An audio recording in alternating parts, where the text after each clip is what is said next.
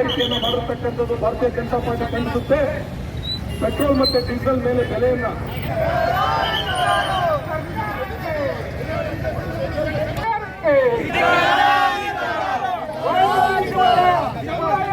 ಕೋಟಿ ಹಣ ನುಂಗಿರುವ ಕಾಂಗ್ರೆಸ್ ಸರ್ಕಾರಕ್ಕೆ, ದಲಿತರ ಹಣ ನುಂಗಿರುವ ಕಾಂಗ್ರೆಸ್ ಸರ್ಕಾರಕ್ಕೆ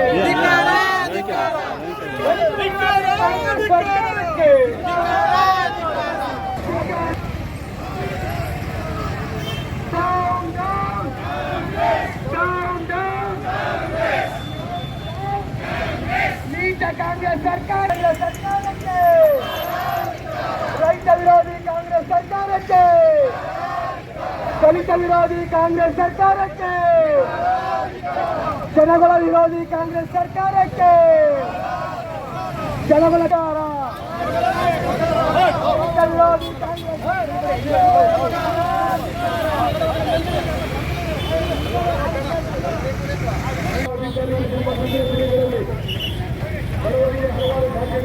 ಗಳನ್ನು ಕೊಟ್ಟು